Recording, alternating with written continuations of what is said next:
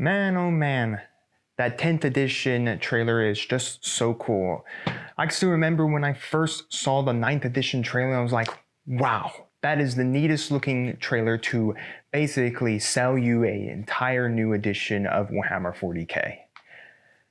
But as 9th edition came, I got my starter sets. I bought one off eBay because I missed that on the pre-release and got gouged for the one on eBay. And then I bought one from my local gaming store as well.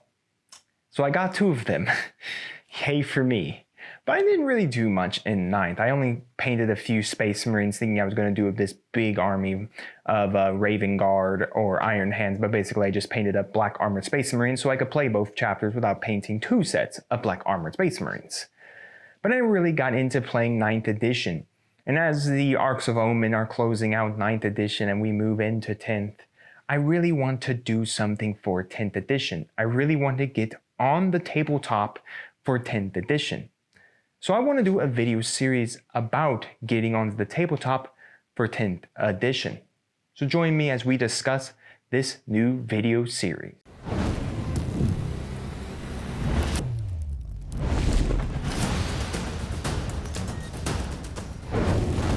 Hello there, hobbyists. As stated in the intro, this video series is about me getting an army ready for 10th edition. Now you're thinking, which army am I going to choose? Well, clearly we know the box set for 10th edition is going to be the Space Marines or the Tyranids. So clearly one of those selections should be true. I should paint Space Marines because it's going to get its codex immediately. Or I could paint Tyranids. It's going to get its codex immediately. And that is pretty true. But truth be told, I don't want to paint Tyranids until Tyranids get their models revamped and redone. I think then I would gladly get into some Tyranid models. When there's new models, the whole line is refreshed and feels nice to scrape mold lines, paint, and all of that. And yes, Space Marines are great overall, and I do love my Space Marines. Again, my 2 major chapters are, of course, Raven Guard, Iron Hands, but I do enjoy the Salamanders, Blood Angels, Ultramarines, and all of that. But everyone paints Space Marines. I think it's like one of the first armies a lot of people really get into is painting up Space Marines because it's real easy just to paint up some Space Marines, throw some color onto them, and then congratulations, you made a Space Marine. I don't want to do those 2 armies. Now, I will probably be painting up a Space Marine army at some time in my life, finishing up my Raven Guard / Iron Hand army, and maybe my own chapter of Space Marines or go into the Salamanders, whatever I feel like doing. But I want to do an army that I really got interested in 9th edition, that I really wanted to paint up in 9th edition, and that is the Necrons. That is right, the mummy robots of the 41st millennium, or I think it's the 42nd millennium now.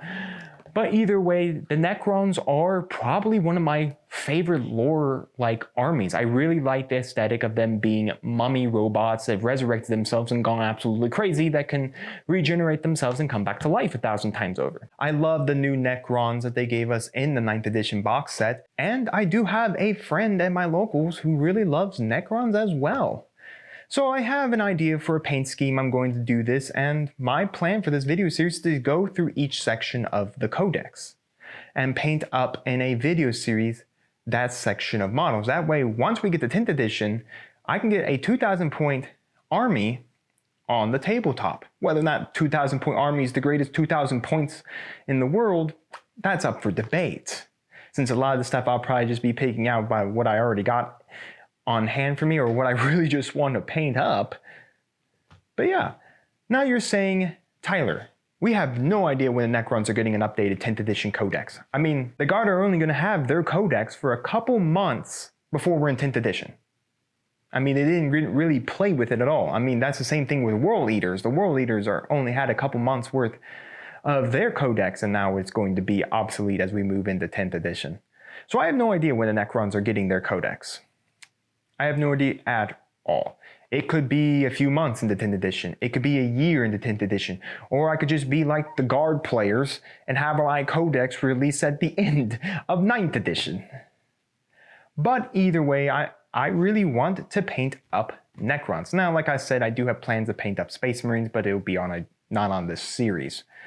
So I hope you are going to join me in this series as we move from this introduction video into, of course, the HQ choice video, where I'm going to discuss the HQs I have discuss my paint scheme with you and start slapping some paint on some models.